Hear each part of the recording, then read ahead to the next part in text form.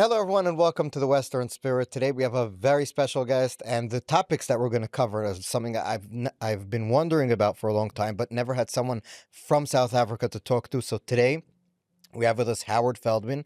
Howard's an author, a commentator based out of South Africa. Howard also has a radio show that's very, very popular on Chai FM, Morning Mayhem, right? And we were talking before the show how a lot of your listeners aren't Jewish. You have thousands of listeners every day, so you have the pulse of what's happening in South Africa. So, Howard, it's a pleasure to talk to you finally. Oh, great to speak to you. So, Howard, before we get into why South Africa hates us and everything, what is the situation in South Africa for Jews themselves? How are Jews feeling? Obviously since October 7th, my family's from New York, so we've been having a lot of protests and scary beating up of Jews in the streets, Columbia, NYU. Even I grew up in an ultra-Orthodox community in Brooklyn, so people were punched in the face. Is that something that also Jews in South Africa have been dealing with? No. Not at all. Not at all. So it's very, very interesting because in some ways, South Africans really make the worst anti-Semites in the world. We really, really just aren't very good at anti-Semitism. Our government is quite good. Our government, and I think that there's a very, very clear distinction in South Africa between the people of South Africa and the government. So let's just, if I can take a moment and just give some sort of a background. Starting off, let's say, with the Jewish community. The Jewish community is very active. We have phenomenal Jewish day schools, Hatzalah, the Chevra Kadisha, our chief rabbi is very well known on the global stage. It is just, the community is a phenomenal one. I would say to you that it's one of the most unified communities, even, from religious to non-religious. I think we could teach the world a thing or two about acceptance, maybe because we're small, maybe because we've been under threat. I'm not sure what the reasons are, but it's a phenomenal community. And it's a community that looks after itself and looks after the country. So it's a community very involved in outreach, charity, not just within the Jewish community, but in bettering the country, and was very involved in anti-Apartheid. So that's the movement. That's what the community is. When you look a little bit broader outside of the community in terms of regular South Africans, I would say that most South Africans will stand very firmly against anti-Semitism. I would even say to you that even those who are anti-Semitic don't believe they're anti-Semitic, which is a strange thing. I always say that many of them, if you ask them to take a polygraph test and you ask them, are you an anti-Semite? They'll say no, and they'll believe it, and they'll pass. Government is. Wait, so let me just stop you there. Why is if it's true that most South Africans aren't anti-Semitic, they're the ones that voted for this government.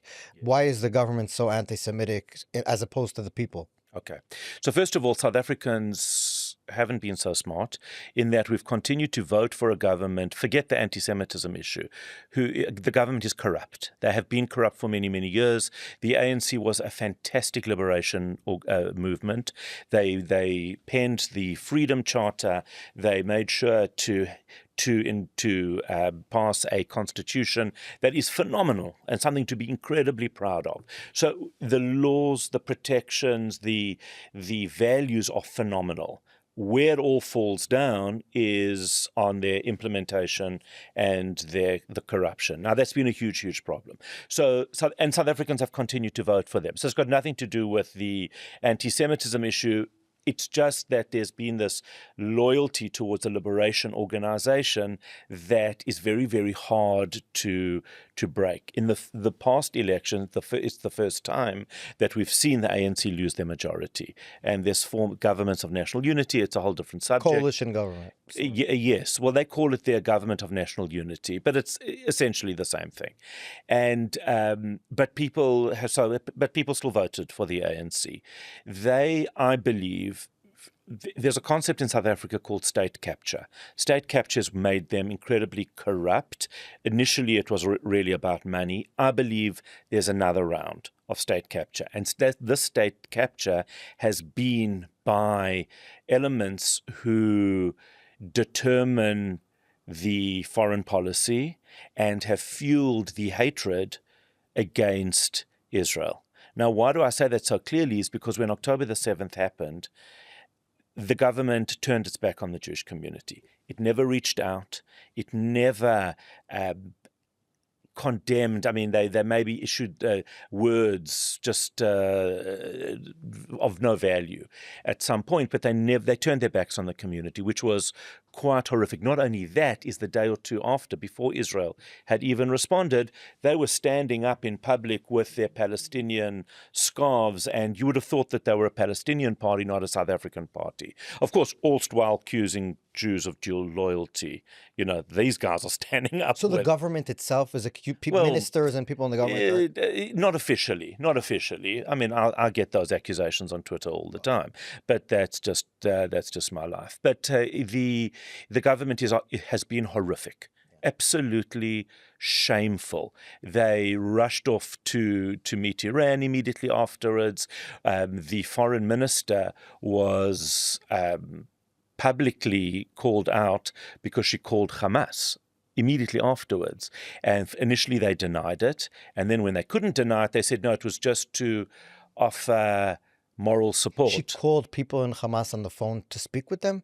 To speak with them. Naledi Pandor called Hamas a few days after October the 7th. Now, you've got to know what kind of evil that is. She's an awful, awful woman. Thank goodness she's no longer the Minister of Foreign Affairs, but she's left a legacy which is very ugly. And she was the one that drove the whole case against Israel. So I want to also ask about the case itself. So maybe before that, just to understand why. So there is a sort of, the government is not, I guess, popular with the people in terms of its policies. They keep on voting for them. You said a lot of it is. But it is reducing. It is reducing. Yeah. People see the fault now. But people aren't happy with the policies being implemented. That we could say that for sure, right? For sure. So, but on this policy also, you would say that most people would say, why do we need to get involved with this anti-Israel stuff? We've got one of the highest murder rates in the world. We've got an unstable supply of electricity. We've got a water crisis. The city of Johannesburg is crumbling in many ways due to mismanagement. Yeah. The economy is going to show maybe a 1% growth this year. It's outrageous. We've got one of the highest youth unemployments in the world. And our government is focusing on something that is happening thousands and thousands of kilometers away. South Africans are saying, hello, what about us? And focusing in a bad way. So well, if you want to yes, but before that, but forget that. That's a judgment. That's a decision. Good or bad, they are still focusing on something thousands and thousands of kilometers away when the country needs focus. Yeah. So, but why does, like, from all the countries in the world, only South Africa, at least in the beginning, was the only country that brought the case against Israel? There's hundreds of countries in the world, 190, I think, in the UN. I think about 60 that are Muslim in character and in definition. And South Africa isn't. South Africa, right? And only South Africa is the one that brought the case. Do you have any explanation? Yes, you've actually answered the question in your question, because if a Muslim majority country brought this case, they would have less credibility because everybody would say, oh, well, obviously, this is what's happening here. So therefore, it was important for South Africa to do it. South Africa is the perfect country. Why? Because of apartheid, because it's a non-Muslim country, because it's a democracy and values, democratic values in theory.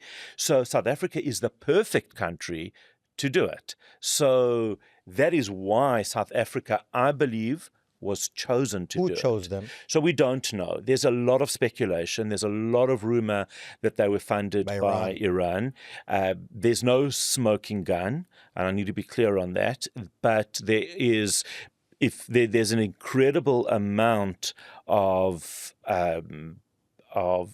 maybe coincidence, suggestion, what I'm talking about before. Speaking with Hamas on the phone. Traveling to Tehran straight afterwards. The ANC was bankrupt. In December, the ANC couldn't pay its bills. By January, its financial problems were solved. What happened between that? We don't know. Well, Naledi Pandor visited Tehran, we know. We know that the ICJ case was launched.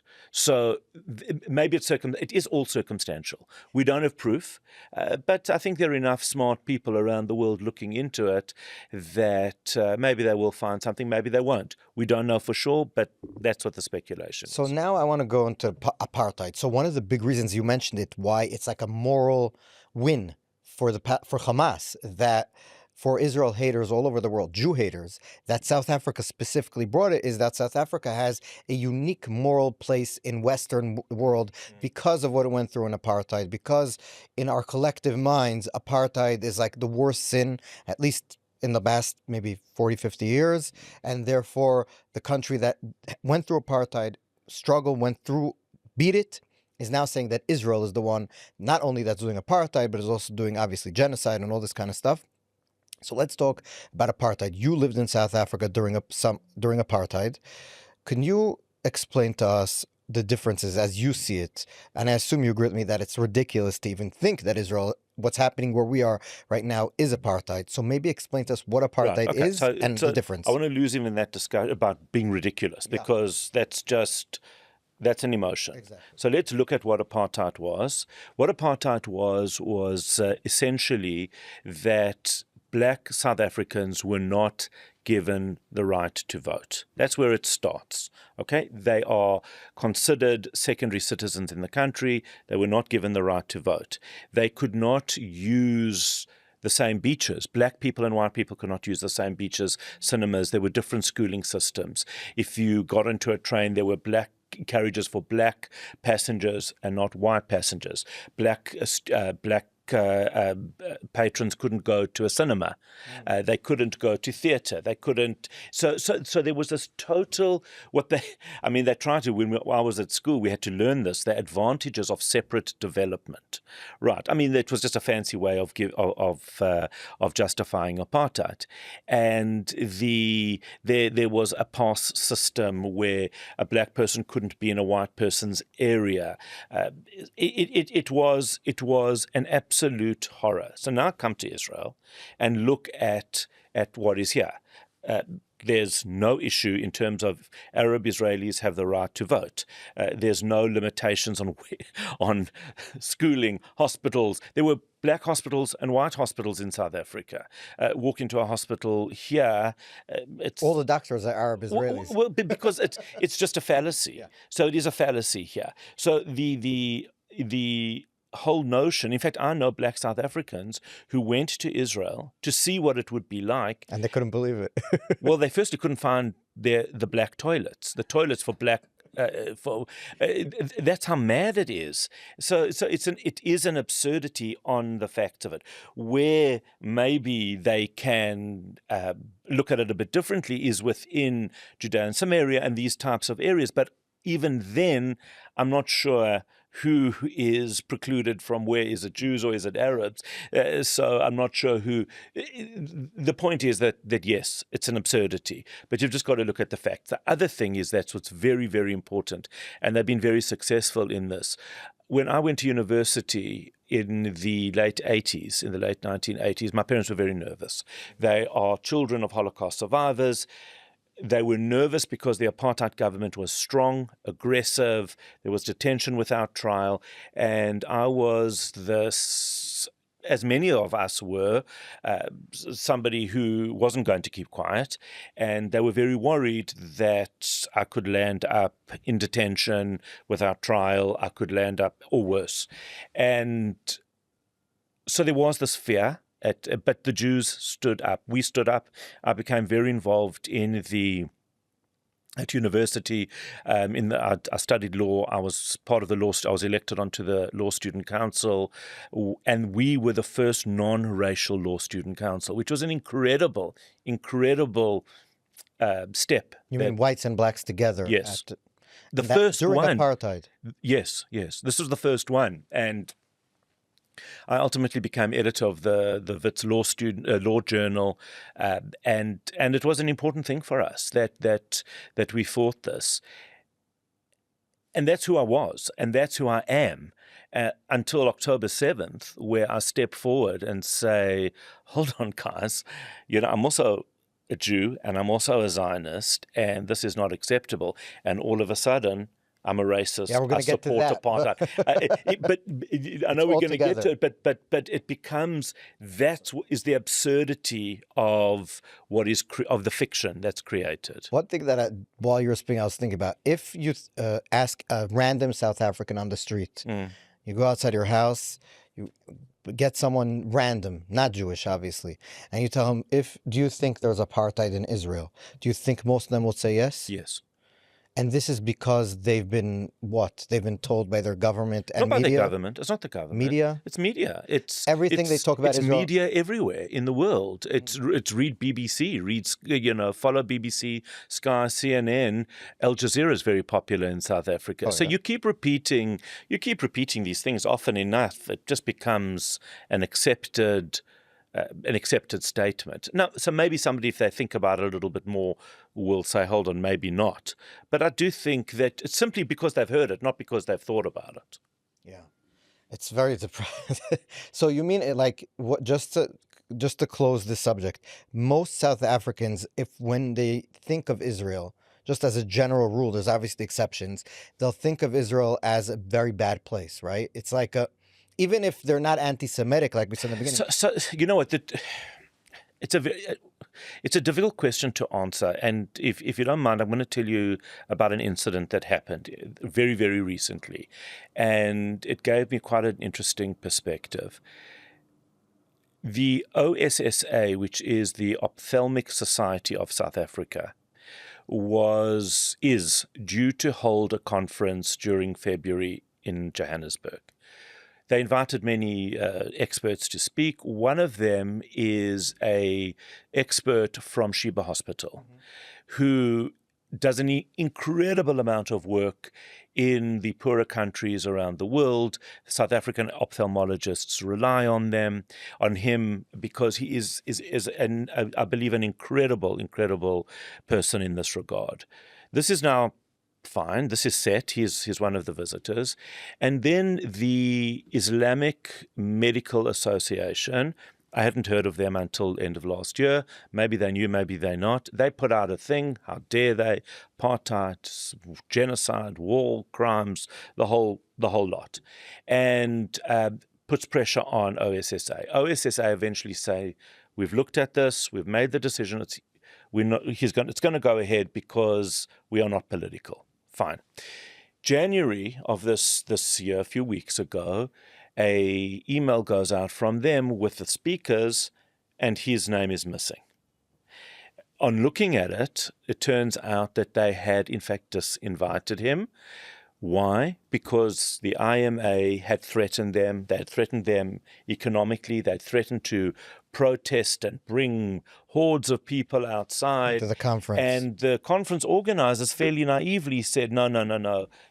Safety is our biggest concern here. We have to unfortunately disinvite him. I got involved with some of the Jewish ophthalmologists and placed pressure back on OSSA. And they decided to conduct a poll with their members, the ophthalmologists in South Africa. And although I don't agree with how they approached it, it doesn't matter. They asked them one question: should he be invited to speak, yes or no? Now, I would have thought, I was worried about that question because it focused on Israel. I think it's a much broader question. I was worried. The results were that 81% said yes. 81%. So that means that just because there was all this noise, it doesn't mean it actually translates to something. So when you say to me, if you went out into the streets of South Africa and asked a random person, because of the noise that Israel haters and anti-Semites make, we assume the support is bigger than it is. 81% said yes, he should be there, and they've reinvited him, and he's coming. So, but does that maybe make a divide also between people who are more educated and just the regular person on the street? No, because I would say that there are other factors to people on the street. People on the street, let's say poorer people, are worrying about feeding their families, electricity, education. they're less worried about that. So I think there's probably a balance. Another question I wanted to ask you just about South Africa in general before I ask about your personal experiences in the Jewish community. I've been reading over the past maybe year and a half about that there's sort of a retribution against political opponents of the government. For example, these farmers and stuff. Can you give us a little bit about that, or am I? No, I don't know enough. I know that crime is a huge problem in South Africa. I know that the farmers are vulnerable because they are living in fairly remote areas. Is it a deliberate act or intention? I have no idea. Okay. All I know is that they should be protected. That's as simple as that. What about you yourself? So one of the things that I talking to you before, and you used to have the most read column in the largest, as I understand it, news website in South Africa called News 24, right? And they kicked you out after they canceled your column after you wrote on Twitter, on X, about being happy that Hezbollah was, taken for in its the beeper attack, and you cannot, I guess, be happy the terrorists died and that civilians really didn't die. So you can't be happy about that. So they kicked you out. And then I also saw that you were called by which newspaper is this? The Sunday Times. Sunday Times. Yeah. That you were give me the right word, the African word. Mampara of the week. Yes. I didn't get into the finals, though, for the year, which was a bit disappointing. And you are the evil face of Zionism. So, can you, I guess, two things. First of all, is the entire media of South Africa, the mainstream media, let's say, legacy media, they're like calling it nowadays, they all really hate Israel and the Jews? Is that like the thing? And secondly, how did it feel being sort of like a pariah among all your former colleagues? So let's take it back. So first of all, I wasn't always the most popular. Some weeks I was, some weeks I wrote rubbish, so I wasn't. But I had a weekly column. I had a weekly column on News 24. And for many years, I actually didn't write about the whole Israel story because I didn't want to be that guy, the Israel guy. I wrote about South Africa, South African politics, socio-political issues, and every now and then about Israel because I needed to. When October the 7th happened, I realized the imbalance of reporting and what was happening. And so I started to write maybe almost exclusively on the subject. I happen to know from within the hallways of News 24, which was which is that organization, that publishing house, there was a lot of pressure to remove me. They did let me continue writing, but I had to qualify everything. So if I would say the rape of women on October the 7th, I would need to add the word alleged. But if somebody wrote about Israel's apartheid, 54,000 people killed, civilians killed in Gaza, no citation needed. Nothing, absolutely nothing. So I knew this was happening, and I struggled with it. But I decided that the broader message and placement of my column was more important than that, and so I continued. Again, I knew that my time was going to be limited because of what was going on in News 24, and I could see how they were writing. I think it was August of last year, September, with the Hezbollah story, and I wrote that it was. Look, I wrote some funny tweets as well. It was a funny thing. I thought it was very, very funny. I thought it was genius, actually, and it is. And it's also fun. And I said that you could make this is what you make a movie about. And but they didn't like the fact that they claimed that I was glorifying violence, which I really wasn't. I mean, removing terrorists who have the intention of killing civilians. It's bizarre. That's the world we're living in. So I got a very curt email, not even I know the editor well. I've got him on WhatsApp. He could have said, Howard, listen, I'm worried about some of these tweets. Slow down. Please be careful. Nothing. Just an email saying we can't be associated with you. Because you were glorifying violence. Yes. They didn't even tell me which tweet it was, You assumed. You don't know the tweet. It could have been a different tweet from a year ago. Theoretically. No, they referred to the Hezbollah thing, I think. I mean, I've got the email, unimportant. Either way, I was removed. Immediately following that, of course, the editor of the Daily Maverick, which is another publication, wrote something nasty about me and my genocidal loving ways. And then the Sunday Times called me Mampara of the Week. The African, What's Mampara? Mampara is a villain. Mampara is a villain. But also, listen, 1 week Elon Musk was there, so I'm all right with that. And I thought I was who's the in evil? good. Who called you the evil face of Zionism? So that I've been called by many organizations, including Africans for Palestine. And, they put out press statements. I was included in one of them to say that I am the evil face of... No, I think they actually called me a belligerent and non-repentant Zionist.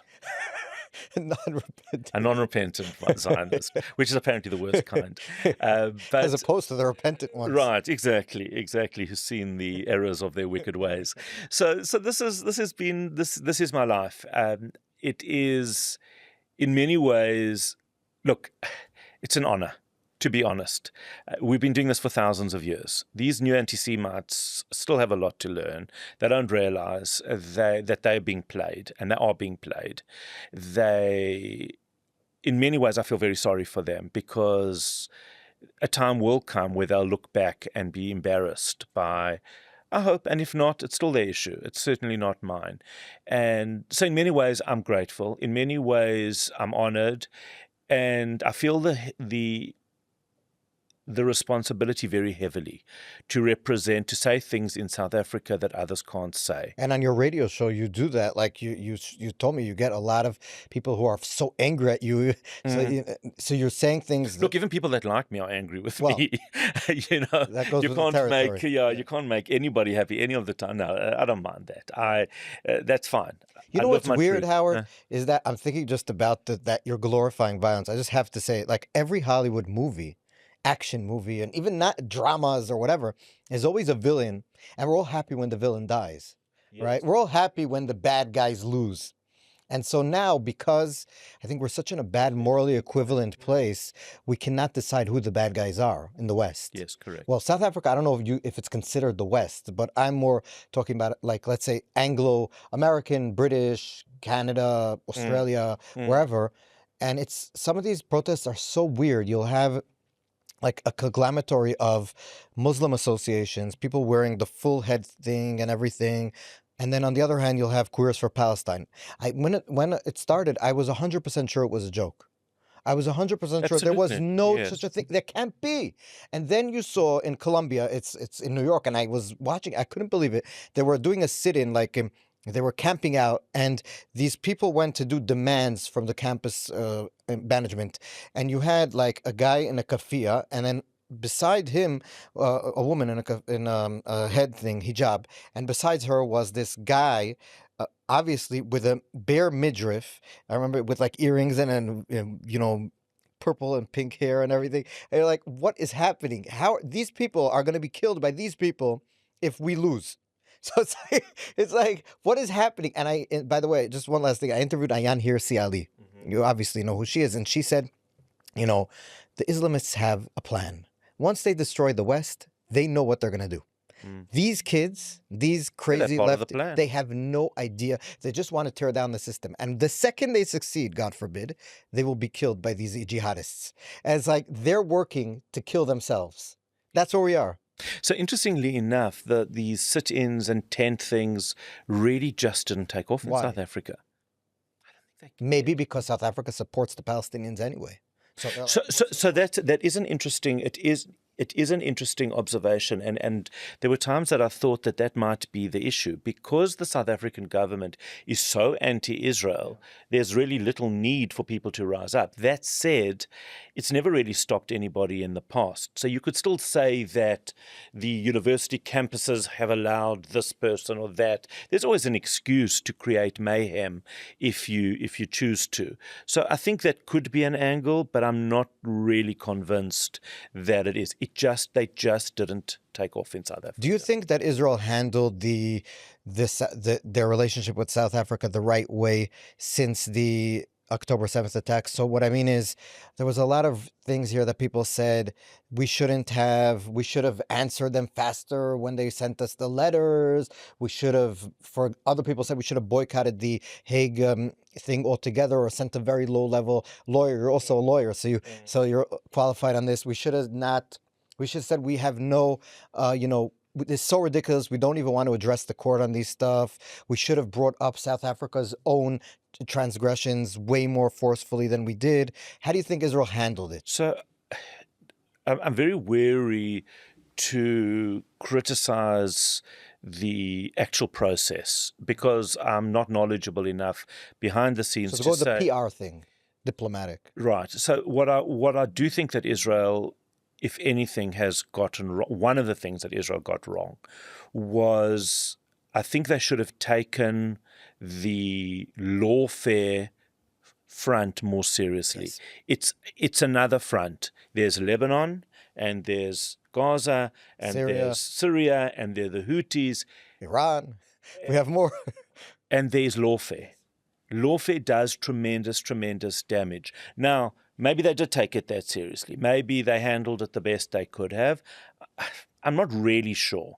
My sense is that, and it was quite interesting because when the war broke out, there's this feeling sometimes for those of us around the world defending Israel that we don't have access to the right information quickly enough in order to do our jobs. And it's not a job we paid for. It's not a job that, in fact, it only causes correct. It only causes us a lot of challenges. But we take it very seriously, those of us who do. So give us the information. And it initially started off not bad. And then things changed. I think there could have been a lot more done. I think it should have been taken a lot more seriously. And I'll also say this, and this is again a legal question, but I've heard a lot of lawyers in Israel say that Israel should have taken the lawfare to the other side. Meaning, if you, for example, suing Israel like South Africa, Israel should have taken South Africa on things that it was doing. 100% right. And even if it's not 100% true, I'm sorry to say, South Africa took Israel on a lie to the court. Correct. The case is still going on now. We could have gone and it costing money for us to defend ourselves. We should have gone at the same time, make it cost money for the government of South Africa to defend themselves. And Ireland is joining. We should have found something in Ireland that they're doing. If everyone is attacking Israel on lawfare based on lies, then we should fight back in the same.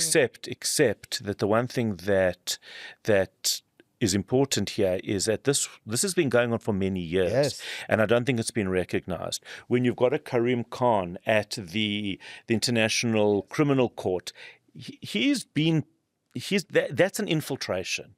We've got UNRWA, you've got the Red Cross, you've got the human rights organizations have all been infiltrated, and they've been set up in order to work together, just like I saw media in South Africa in a very simple situation working together against me. What we're seeing around the world is all of these organizations working towards Israel, almost like they were sleepers within these organizations, and now they we should have known it. We should have known that. All of us, by the way, all Jews, people who support Israel, but also just as a Jewish person, some of these organizations failed Jews, not even in Israel. Of course. Yeah, it's like... That's been the biggest, I would say, one of the biggest shames is the women organizations who have let women in Israel down. It's a horror. It's not even that. You had, what's her name? The prophet of modern feminism, Judith Butler, saying like 2 weeks after October 7th that Hamas and Hezbollah are natural allies of the feminist movement. I mean, well, good luck because with that. they're fighting Israel, and she hates Israel. Let us know how that works. Right, but what I mean is that Israel becomes for these people, it's like such a big demon that everything... Well, that's what I kept saying in South Africa. When you find yourself justifying Iran's behavior, then you've got to think about what's really driving. Exactly. Howard, I want to talk to you about the Jews in South Africa. So I'll just give you an anecdote about... I live in Petah Tikva here. I was yesterday in shul, and we're sitting outside with the kids. You know, with little kids, it's very hard to sit inside. Sitting outside, and then one of the people came who I know, not going to mention names because he asked me not to, but we were talking, and he has family in South Africa, and he said that when he was there last time, he felt like they all need to leave. He couldn't believe what he saw. He said, there's no future in South Africa for Jews. That's what he said. I said he tried to explain to me, but I said I'll just ask you. The Jewish community in South Africa is very strong, but small. Its political impact is, I assume, with this government, much smaller than ever, maybe. And I also assume that with the hatred towards Israel and with what you saw, the turning of the back on the Jews, what sort of do you see? And plus, like you said, it's all gated communities. The murderers are going up. No, you said gated community. Sorry, the violent crime is going up. That you did say. And what I did hear is that I haven't been in South Africa, but that the Jews live in like very secure communities. Let's put it that way. Is there a future for Jews in South Africa as a community? I think there's no way to answer any of those questions, because if there's one thing we've learned, if I'd asked you a question 5 years ago, is there a future for Jews in Brooklyn, you would have said, well, what have you lost your mind? Is there a future for Jews in Australia? Well, of course. I mean, Australia is one of the most peaceful countries in the world. And yet, during this whole story, the one place we haven't seen violence against Jews is South Africa. How do you explain it? So, again, going back, because I don't think South Africans are anti-Semitic. I don't believe... So they don't like Israel because of the propaganda, but specifically Jews, they're like, they're part of us, we don't want to... Absolutely, and we respect people's religion. People are very, very careful in South Africa. It doesn't mean the line won't be crossed, and it doesn't mean we don't need security. We do. We've got security at our shuls, all of our installations. There has been one incident where a explosive device which didn't explode was thrown over a wall in Cape Town at a Jewish office. It was the middle of the night. Nobody was there. They didn't even know about it until the next day because nothing happened with it. Could have happened. Of course. Yeah. So of course it's needed. And the chief rabbi in South Africa has been very outspoken about the need, to make sure people are secure. But But going back to the question, I don't know what determines whether there's a future in South Africa for Jews. I can tell you that our Jewish day schools are phenomenal. I can tell you that the Jewish product coming out of South Africa is unbelievable. I'm proud of our community, our kids. Many come and live in Israel and are doing extremely, extremely well here. So is there a future? I have no idea. I've got no idea if there's more. There may be more of a future in South Africa. Look, anywhere out of Israel, Jews know we build our lives on quicksand. It's as simple as that. So is the future 5 years, 10 years, 50 years? When I grew up, it was always this concept of 5 years. The Jews have 5 more years and then would have to leave. And that's how it's always been. But 5 years turned out to be a lot more than that. So my feeling around that is, and I often say this to South African Jews, if you are living a life where you're educating your kids the way, in the values that you want them, that you have access to medical, that you have the shuls and community and facilities, kosher facilities, which we have in abundance, you're living a life, decide when you get to a point that you aren't, then there's no future. Yeah. And that's different for each person. So you won't convince me that there is a future for Jews in South Africa, but you won't convince me that there isn't either, because very simply, I don't know. I think what we find, and I will tell you that one of the main reasons I'm still in South Africa is because I've got a job to do there, and I feel very responsible to do what I'm doing. And you'll find, I think probably, and this is anecdotal, I might be completely wrong, that a higher percentage of South African Jews are involved in doing something positive, whether it's a Hatzalah, whether it's Chevra Kadisha, whether it's whatever the organization, CSO, the community security. I think South Africans are very committed to the welfare of South African Jews and the welfare of non-Jews. And that gives us meaning, which I think has a real value. How long that goes on for, I have no idea. Can I just ask about South Africa in general? You mentioned the high crimes. When I was growing up about South Africa, always people would tell me that if you would go outside of the secured areas, it's very dangerous. Is this true? Like if you walked outside of where the security is protecting the Jewish areas? Is that a place where... Well, first of all, those areas have grown because what started off as security initiatives in the Jewish area have spread throughout other suburbs in Johannesburg. So there's a lot of many areas that are fine, many areas that are not. But I don't, it's like knowing that there are parts of New York that you just don't go to. I would imagine it's similar. It's not something that features very strongly in our lives because we're blessed to live in areas that are secured. Okay. No, but like I mean is that the government has, it's so corrupt that you said in the beginning that is there like a sense of we cannot trust the government even to protect us, not only by Jews, I mean by everyone. Yes. It's so bad. But no, but it's not because of corruption. It's because of inefficiency. Ultimately, it is because if money isn't going to the police and money isn't going to training, then yes, then you have a higher crime rate. But it's not because the government is fueling corruption that you can't trust. The private security companies work extremely well with the police, and they're grateful for each other because they work together. So it isn't that. It's just really about underfunding. It's about, and that's really one of the biggest challenges. It means that the money that we are paying to taxes in South Africa are not going anywhere useful for us. So we still have to pay for private, security and health care and, this type of thing. Are you, just to close off our conversation, which is, I could go on, I have so many questions, but I guess my final question is, we saw President Trump being elected in America.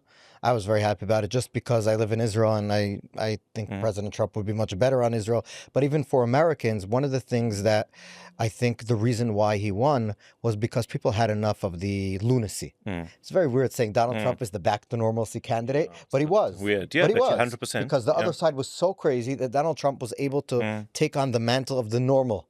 And the same thing is happening all over the world, at least in a lot of the West, where the left is a broad word, but like the crazy left has gone too crazy.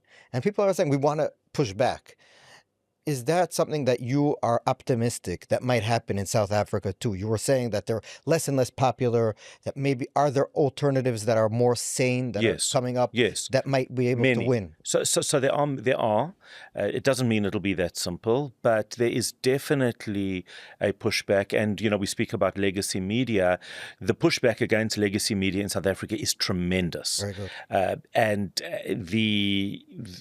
they've discredited themselves tremendously. They've got very, very little credibility in terms of what they're saying, and the whole, fueling racial divides and identity politics. People are sick of it. They just want even black South Africans are sick of it? Absolutely. Being talked to like because they're black, they're incapable and stuff like that. Because it's offensive. Actually. Yes. And all South Africans want to do across the board, we all want the same thing. We want to live in security. We want a decent economy. We want jobs for ourselves and for our children, healthcare and education. That's what South Africans want. And they're not getting it. So the move towards that is significant. Now, it doesn't mean it can't derail along the way, but there is a large group of South Africans, black or white, that are very, very much aligned in the space. And do you think that when is the next election supposed to be? No, well, that'll be in 4 years' time. So we have a lot of time. It's but just whenever it is, there is a growing sentiment that we need to do. There needs to be change, right? For sure. So I really hope that there will be change, because right now this government, awful. Yeah. Well, I'm just gonna say, as an Israeli, I don't know about what's happening in South Africa. It's like a blood libel. It's also like using your past grievances and the things that happened to you in order to project it on a lie of what's happening somewhere else, to like lend it moral credibility. And it's the worst type of thing to do. Correct. They're either useful idiots or they're complicit in a blood libel. None of those are particularly attractive options. Yeah. And also, like you said, even if it was 100% true, there's no reason that a government that's economy is not doing great, the crime is going up, people are not happy. They're going half the world, the other side, to do whatever there's other countries, and they should be taking care of their people, like you said. So Howard Feldman, it was a great honor talking to you. I had a lot of fun. Good. I think that we should be in Israel. A lot of times we speak about we don't know the diaspora, we don't, but I think our friends in South Africa are people that we need to be more in touch with because, No. and like you said, a lot of people are coming to Israel back and forth, but we don't really know what's happening by you guys. You guys know what's happening here a lot. You speak about it on your show. So I think it's important that we had this conversation and we'll have this dialogue more and more. And guys, forward me questions so I could forward to Howard, and the good ones we'll try to answer. And so I thank you so much, and be Great with us on our pleasure. next show. Lovely. Thanks for the time. Thanks for tuning in to the Western Spirit podcast. Don't forget to like, subscribe, and share, and hit that notification bell so you never miss an episode. See you next time.